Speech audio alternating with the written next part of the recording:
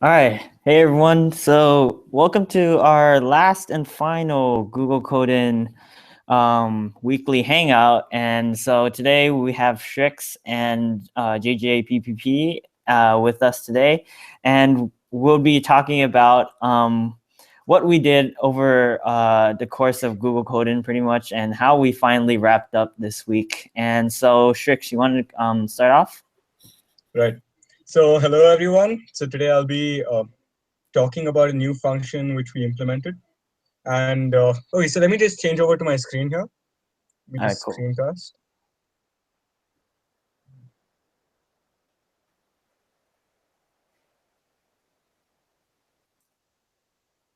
Okay, great. So can you guys see my screen? Yeah. Yeah. Okay. So basically, so as you would all know, the old paste function allows you to just send a paste like this. So it uploads the paste. Okay. And you have this nice little SVG over here. And when you click on it, it opens up in the editor, right? Okay. But one thing that doesn't happen, or rather one functionality that wasn't implemented, was how send back while modifying the code that was sent to you directly in the paste bin. So what I did essentially was wrote a tiny script for that, and essentially you can just press upload to paste bin, and it again re-uploads with, oh, come on, man, not now. Right. So it re-uploads with changed code. So now all I have to do is press this, and voila, you see that I have the new code. Now, apart from this, there are also a lot of formatting options, such as C, CSS, GLSL, HTML, JS, Lua, Python, SVG, Vala, and XML. And even the save function along with the download function has been saved, or has been fixed. So I want to call it lol.py. You can see that the formatting changes. Of course, I didn't write import statements and whatnot.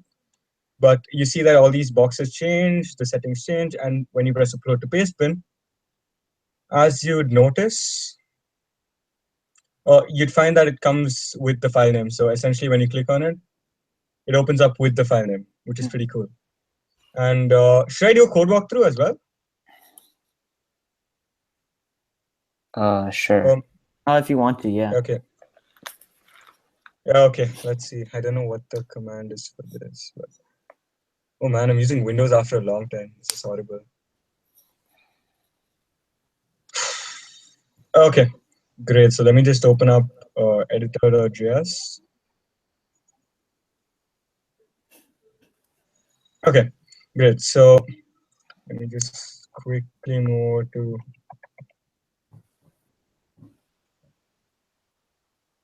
Right. So basically, upload pastebin is quite simple. So essentially, you check the editor.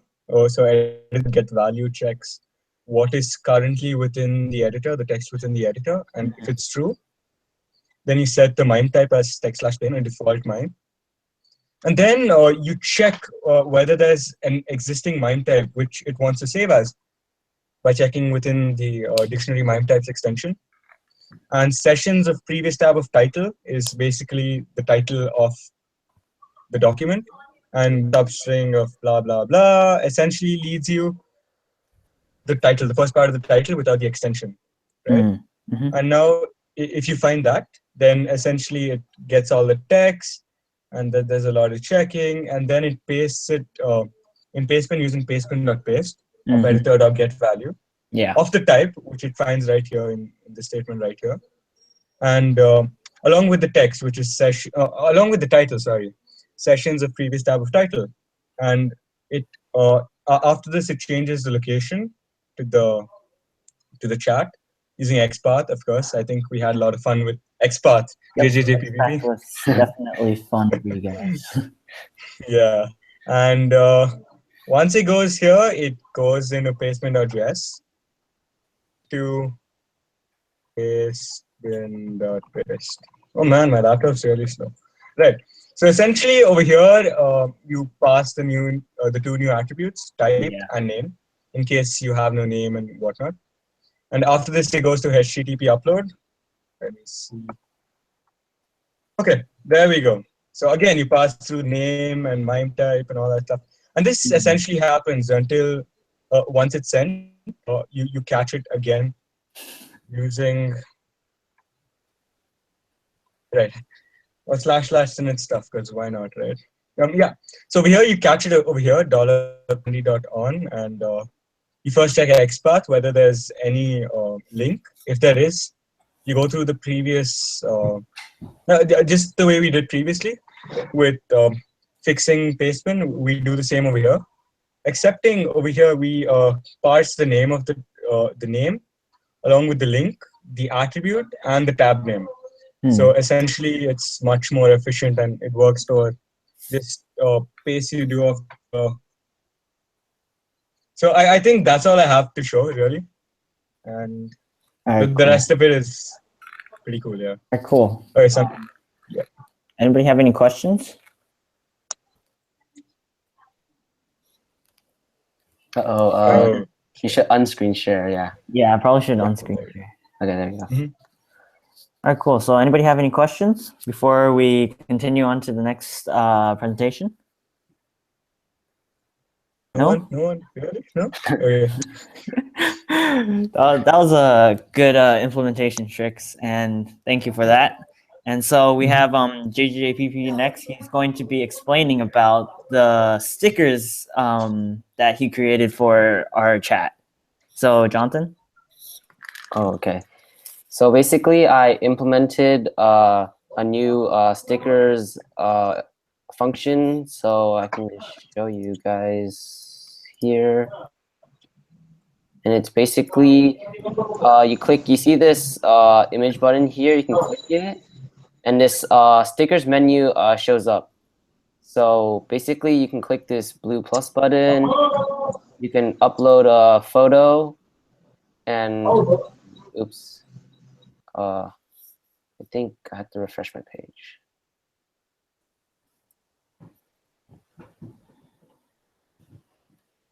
And let me try this again. Okay, yeah, here. So so basically this small thumbnail of the photo you uploaded, and when you click it, it produces the sticker, which is you can't click it like a normal image. A normal image, usually you would be able to click it and this overlay pop up, but now it's just a normal sticker. And I did this using something very similar to the image chooser, except I had a lot more CSS in here. And I guess the most important piece is the uploading to chat itself, which is all the way down here.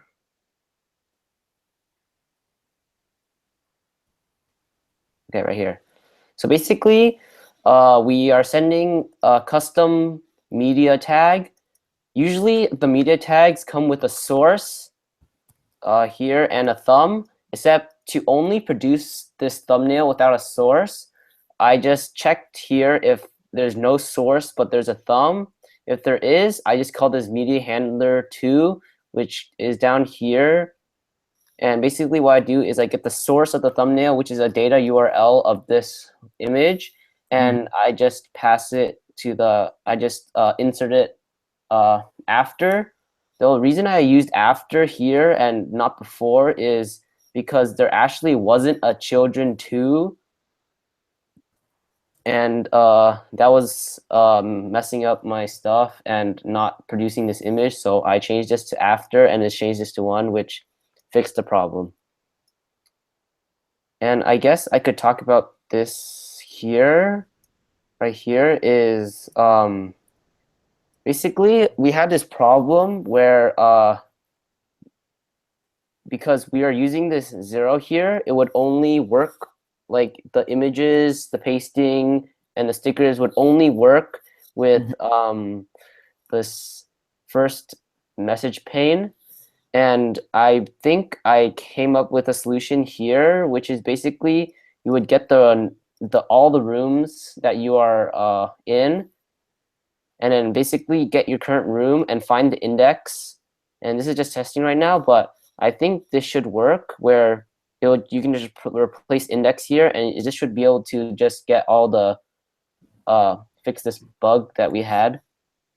And I guess another new thing is that me and Ark kind of reformatted everything, all the code, and added this paste new like cool paste bin code icon. And now when you upload an image, it's a really similar format with the image and a link, and you can click it. Mm. Yeah, that's basically it. All right, cool. So, anybody have questions? Mm-hmm. Let's see. Anybody have questions for Jonathan?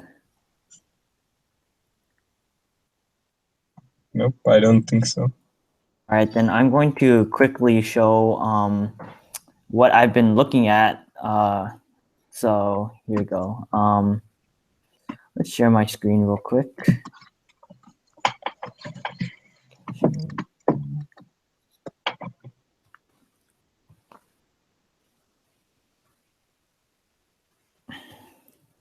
All right, cool. So everybody can see this? Yep.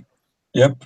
All right, so what I'm doing is implementing XCP0332 protocol to Prosody server. And pretty much what this is HTTP over XMPP transport. And what this allows you to do is to have HTTP communications through the XMPP server. And the good thing about this is that it'll solve all our cross-domain problems, which means that this will allow us to be able to get, put, and things like that without needing to deal with the cross-domain problem. And right now, the thing that caused me or moved us to use this is the task I was working on, which is the Open Graph plugin implementation, which is pretty much trying to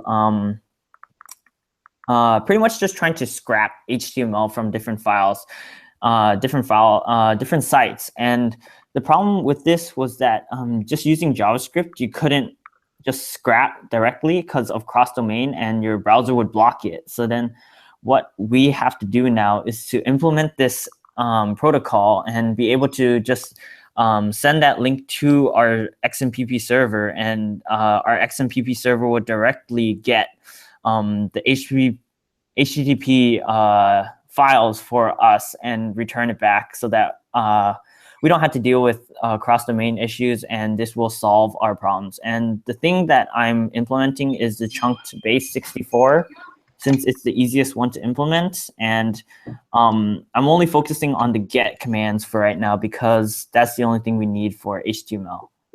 And so, oh, that's cool. Any questions? Nope.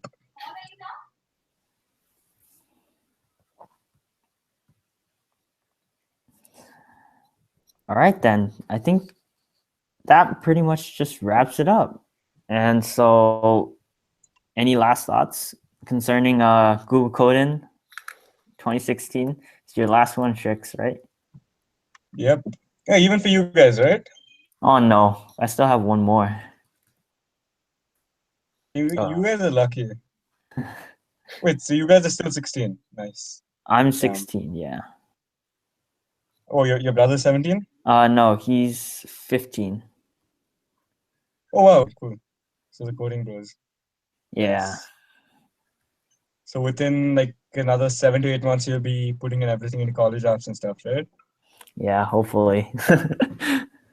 So you want to get into Stanford or something, or? I don't know yet. It's up for grabs. College is up for grabs. Right, right. Any more last thoughts? I think it's been a hell. Sorry? We should all thank Ark. Yeah, definitely. I mean, even though sometimes it could be frustrating, especially with XPath, or looking at UJJJPPP. Yeah, I think XPath was a real pain, but other than that, I think everything else went pretty smoothly, which is really nice. Yeah. All right, then. Great. All right, cool. Okay, so, guys, so thank you, everyone. Thank you, everyone, for watching. That was our last Google Coding Hangouts for this year, and we hope to see you next year. Then see you. Oh yeah, bye. Bye. Bye.